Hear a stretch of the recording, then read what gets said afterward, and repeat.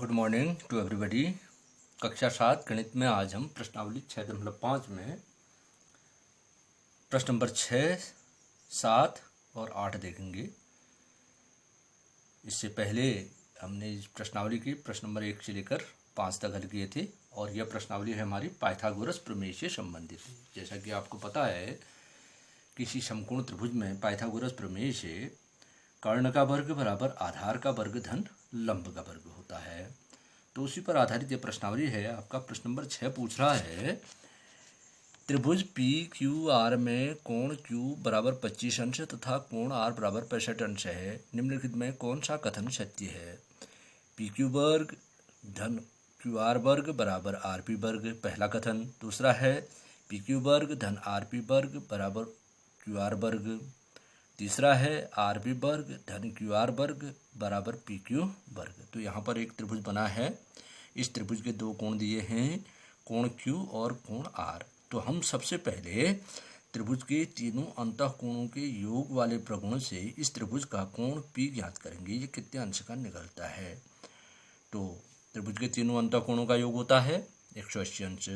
180 अंश में से हम 25 अंश और 65 अंश के योग को घटा देंगे तो कोण पी का मान निकल जाएंगे। फिर देखेंगे कि ये त्रिभुज कैसा त्रिभुज है। संपूर्ण त्रिभुज होगा तब पाइथागोरस प्रमेय से फिर इन तीनों में से कौन सा कथन सत्य है ये निकल आएगा। तो देखिए, तो इसके लिए हम पहले बाएं पन्ने में आप चित्र बनाएंगे। एक त्रिभुज बना लेते हैं।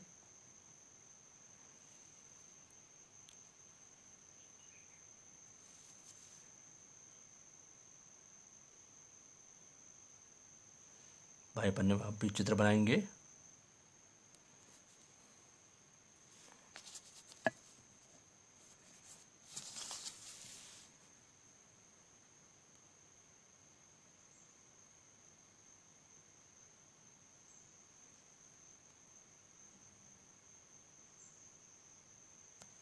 ये हमारा चित्र बन गया। देखिए, इसने दिया था ये शीर्ष है P, ये है Q और ये है R। तीन शीर्ष हैं इसके। कोण R दिया है 65 अंश, ये 65 अंश है, और कोण Q दिया है 25 अंश। ये तो अब हम कोण P ज्ञात करेंगे। देखिए,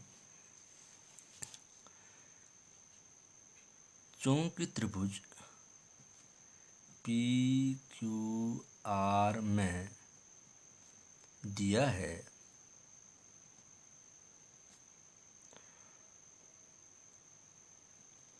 कोण पी क्यू आर, कोण पी क्यू आर बराबर 25 अंश तथा कोण पी आर क्यू बराबर 65 अंश। इसलिए त्रिभुज पी क्यू आर में देखिए कोण पी क्यू आर धन कोण पी आर क्यू धन कोण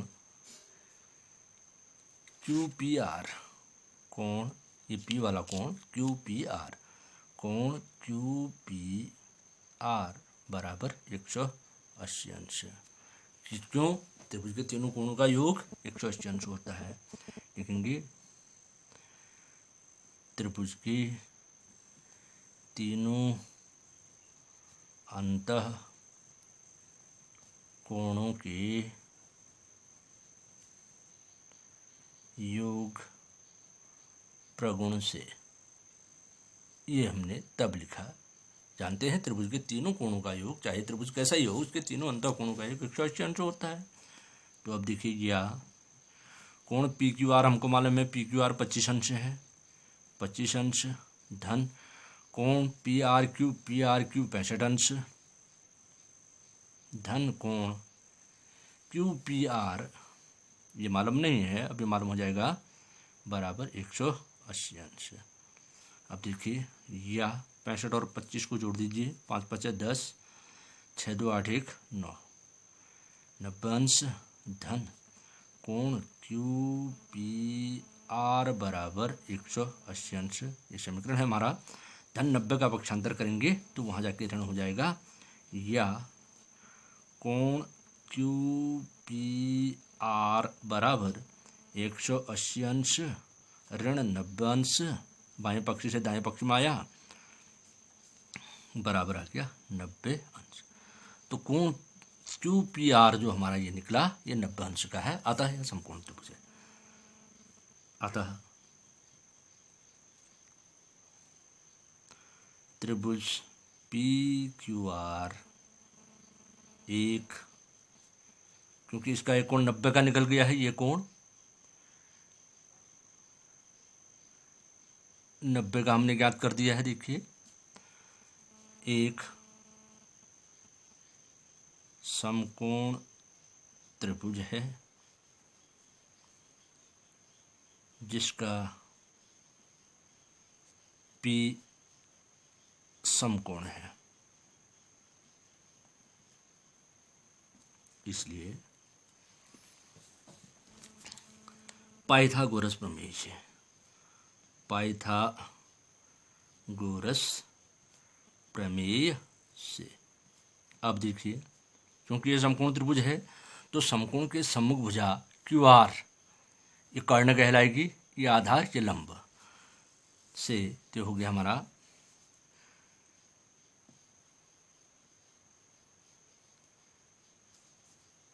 कर्ण का वर्ग बराबर आधार का वर्ग धन लंब का वर्ग।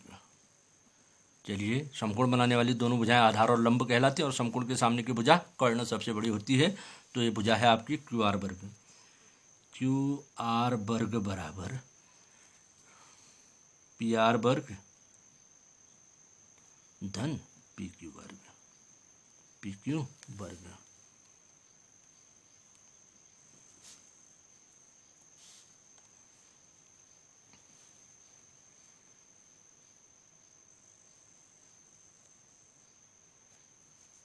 अतः अब ये कथन हमको दिया है सेकंड नंबर पर। देखिएगा, यहाँ पर है, देखिए, QR वर्ग बराबर PQ वर्ग धन RP वर्ग, PQ वर्ग धन RP वर्ग या PR वर्ग बात की है। अतः I PQ वर्ग धन RP वर्ग बराबर QR वर्ग कथन सत्य है, कथन सत्य है। तो ये हो गया हमारा प्रश्न नंबर 6। अब आता है प्रश्न नंबर 7। देखिए, एक आयत की लंबाई 40 सेंटीमीटर है तथा उसका एक विकर्ण 41 सेंटीमीटर है, इसका परिमाप ज्ञात कीजिए। तो एक आयत है जिसकी लंबाई दे रखी है हमको। देखिए, प्रश्न नंबर 7। तो ये कह रहा है एक आयत की लंबाई 40 सेंटीमीटर। चलिए, ये हमारा एक आयत हो गया, चित्र बनाए। देखिए, छोटा सा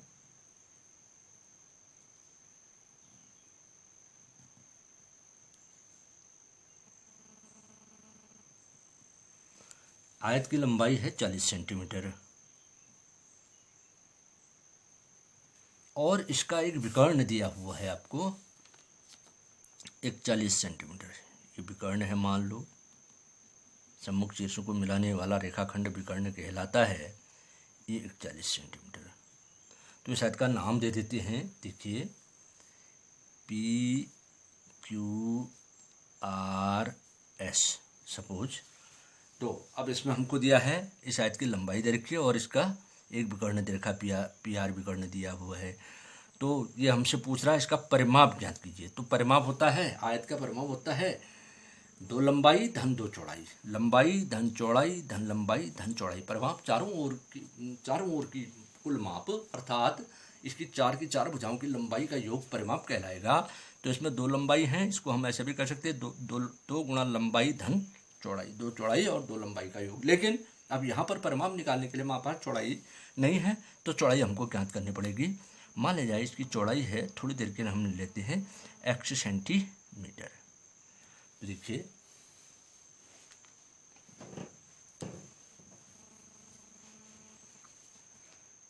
दिया है आयत PQRS में लंबाई PQ बराबर 40 सेंटीमीटर तथा विकर्ण PR बराबर 41 सेंटीमीटर। ये दो चीज़ हमको दिए हैं। तो देखिए माना आयत PQRS की चौड़ाई को हम मान ले रहे हैं x सेंटीमीटर।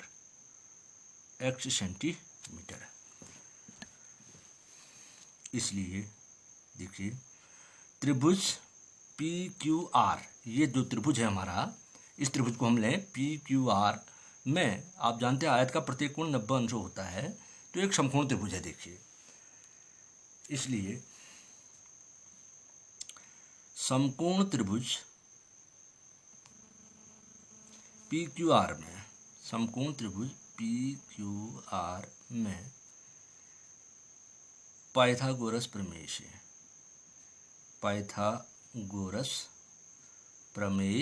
से देखो चौड़ाई अभी ज्ञात हो गई, इसकी चौड़ाई निकल गई, तो फिर हम इसका परिमाप निकाल सकते हैं। तो पाइथागोरस प्रमेय से हो गया कर्ण का वर्ग बराबर आधार का वर्ग धन लंब का वर्ग।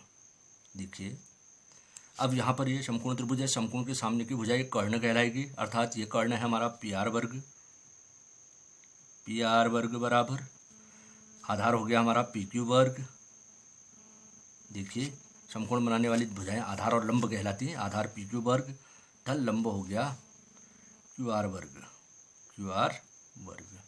तो रखा मान हमको मालूम है। देखिए PR हमारे पास 41 सेंटीमीटर, 41 का वर्ग बराबर PQ वर्ग है 40 का वर्ग धन QR वर्ग हमको निकालना है। ठीक है, आप देखिए इस 40 के वर्ग का पक्षांतर करें। सबसे पहले 41 का वर्ग निकालें, या 41 गुणा 41 बराबर 40 गुणा 40, 40 का वर्ग 40 गुणा 40, वर्ग का मतलब संख्या को संख्या से एक बार गुणा कर दीजिए, धन QR वर्ग। तो अब 41 का वर्ग निकालिए, यहीं पर निकाल लेते। देखिए 41 गुणा 41, एक एकम एक, एक चक्कू 4, 4 एकम 4, 4 चक्कू 16, जोड़िए 1 4 4 8, 6 का 6, 1 का 1, 1681। ये आ गया 1681 बराबर 40 गुणा 40 सरल है, 2 जीरो लगा दिए, 4 चक्कू 1600 ऋण QR वर्ग धन QR वर्ग। अब देखिए धन 1600 का पक्षांतर कर दें तो QR वर्ग मालूम हो जाएगा, या QR वर्ग बराबर 1681 ऋण 1600, 1600 बराबर आ गया 81। ये QR वर्ग है, इसलिए QR बराबर वर्गमूल 81 का वर्गमूल निकालना है। तो वर्गमूल निकालना मैंने बताया था। सबसे पहले अभाज्य गुणनखंड करिए, फिर अभाज्य गुणनखंडों के समूह बनाइए, समूह में से एक एक गुणनखंड ले लीजिए, उन गुणनखंडों को गुणा कर दीजिए, तो वर्गमूल निकल जाएगा। किस संख्या का वर्ग है ये 81 पता चल जाएगा। एक का भाग नहीं जाता है इस संख्या में, एक से विभाजित नहीं, दो का भाग नहीं जाता है क्योंकि इकाई में 1 है। तो 8 का 9, 3 का 11 है, 3 दूनी 6, 2 शेष, 3 से 21, फिर 3 का जाता है, 3 9 27, फिर 3 का जाता है, 3 तिया 9, फिर 3 का जाता है, 3 कम 3। तो इसके गुणनखंड निकल के हमारे 81 के वर्गमूल 4 3 है। देखिए 3 गुणा 3 गुणा 3 गुणा 3, समूह बनाइए, एक समूह ये, दूसरा समूह ये, वर्गमूल का चिन्ह हटा दीजिए, समूह में से एक एक गुणनखंड ले लीजिए, 3 गुणा 3 बराबर 9, अर्थात इसका मतलब 81 9 का वर्ग है, 9 9 81। अब देखिए, अब ये जो हमारा QR निकला उसको हमने x माना, चौड़ाई x मान रखी थी, इसलिए आयत की चौड़ाई x बराबर 9 सेंटीमीटर। अब इसका हमने निकालना परिमाप। देखिए, इसलिए आयत PQRS का परिमाप, तो आयत का परिमाप होता है 2 गुणा लंबाई धन चौड़ाई, 2 लंबाई धन 2 चौड़ाई, 2 गुणा लंबाई धन चौड़ाई। तो इसमें हम मान रख सकते हैं 2 गुणा लंबाई को हमने लिया है, यहाँ पर लंबाई को लिया है हमने PQ और चौड़ाई को लिया है QR। PQ धन QR। अब देखिए रखे मान, ये हो गया आपका 2 गुणा 40 धन QR निकला हमारा, x माना था हमने तो 9 सेंटीमीटर। तो 2 गुणा 40 में 9 जोड़ दीजिए 49, तो गुणा कर दीजिए बराबर 2 9 18 को 8 हासिल 1, 2 चुका 8 है 9, 98 सेंटीमीटर। इसलिए उत्तर 98 सेंटीमीटर। तो ये हमारा निकल गया आयत का परिमाप। तो हमने क्या किया, पाइथागोरस प्रमेय से पहले इसकी चौड़ाई ज्ञात की, और फिर 2 गुणा लंबाई धन चौड़ाई करके आयत का परिमाप ज्ञात हो गया। तो हो गया हमारा प्रश्न नंबर 7। अब आ रहा है प्रश्न नंबर 8, लास्ट प्रश्न है इस प्रश्नावली का।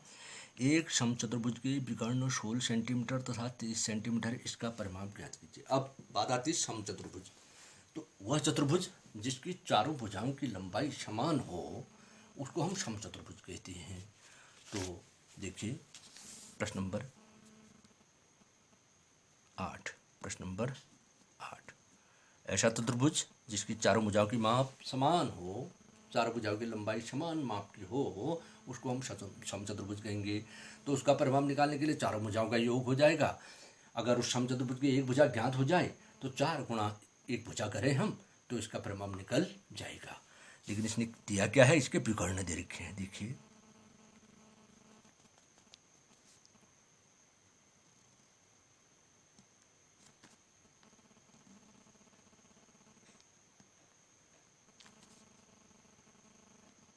सपोज ये हमारा समचतुर्भुज है, इसकी चारों भुजाएं बराबर माप की होंगी। इसको नाम दे देते हैं। देखिए ABCD। अब इसका विकर्ण दे रखे हमको, एक विकर्ण है 30 सेंटीमीटर और दूसरा विकर्ण है 16 सेंटीमीटर।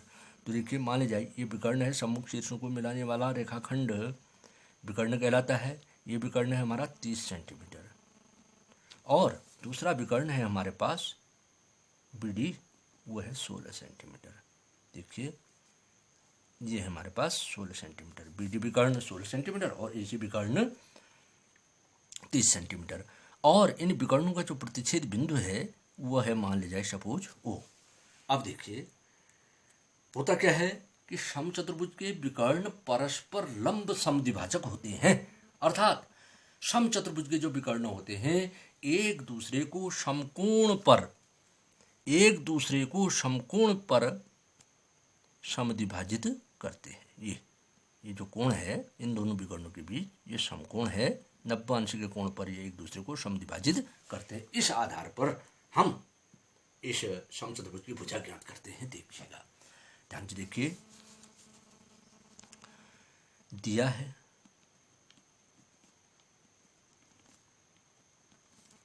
समचतुर्भुज ABCD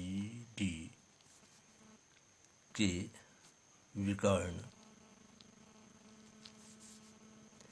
AC बराबर 30 सेंटीमीटर तथा BD बराबर 16 सेंटीमीटर, ये हमको दिए हैं। तो देखिए हम जानते हैं कि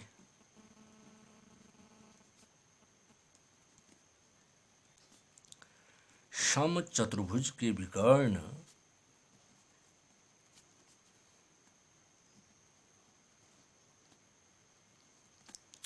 परस्पर लंब समद्विभाजक होते हैं, अर्थात एक दूसरे को समकोण पर समद्विभाजित करते हैं। लंब समद्विभाजक होते हैं। इसलिए अब देखिए OD, इस विकर्ण BD का आधा ले रहे हैं हम। OD बराबर BD बट्टा 2। ये BD के 2 बराबर भाग हो जाएंगे। OD बराबर, OD निकाल रहा हूँ मैं, जो हो जाएगा 16/2 सेंटीमीटर बराबर 8 सेंटीमीटर। अब देखिए OC निकालते हैं, तथा OC बराबर AC/2। ये AC जो विकर्ण है उसका आधा OC हो जाएगा। ये OA और OC बराबर हैं, तो ये हो जाएगा 30 सेंटीमीटर बट्टा 2 बराबर 15 सेंटीमीटर। अब देखिए हम इस त्रिभुज को ले रहे हैं, त्रिभुज OCD में। त्रिभुज OCD में कैसा त्रिभुज है? समकोण त्रिभुज। समकोण पर प्रतिच्छेद कर रहे हैं, समकोण पर समद्विभाजित कर रहे हैं, इसलिए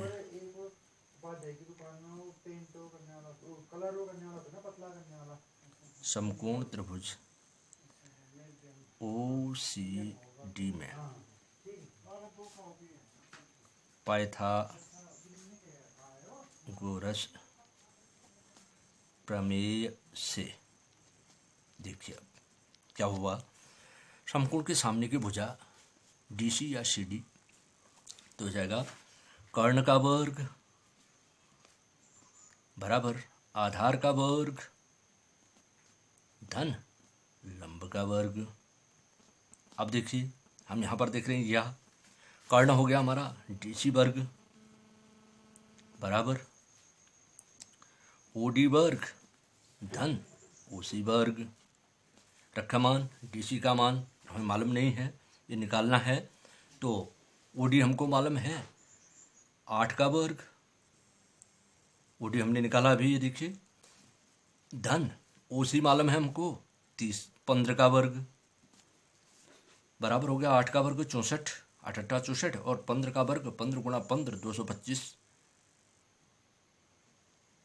देखिए 15 गुणा 15, 15 50 75 को 5 हज़ार 7, 15 कम 15 7 22, तो बराबर हो गया 64 और इसको जोड़ दिए 5 4 9 6 2 8 2 का 2 289। तो यह आया DC वर्ग आया, इसलिए DC बराबर, तो वर्ग का चिन्ह पक्षांतर करने पर वर्गमूल में बदलता है 289। अब हमने देखना है कि 289 किसका वर्ग है, तो उसको गुणनखंड करेंगे आप 289। सबसे छोटी अभाज्य संख्या 2 का भाग नहीं जाता, 3 का देने के लिए 9 8 है 17 2 19, 3 से विभाजित नहीं है योग, तो 3 का भी नहीं जाएगा, 5 का नहीं जाएगा, 7 का देखें 7 को 28, फिर 9 आता है 7 कम 7 नहीं जाता 7 से, फिर उसके बाद 11 आता है, 11 दूनी 22, अब जो गुणनखंड 11 आता है तो 11 दूनी 22, 6 बचा 69, 11 का 66, 11 का भी नहीं जाता है। फिर आता है 13, 13 दूनी 26, 2 शेष बचा 29 हो गया, 13 दूनी 26 नहीं जाता 13 का।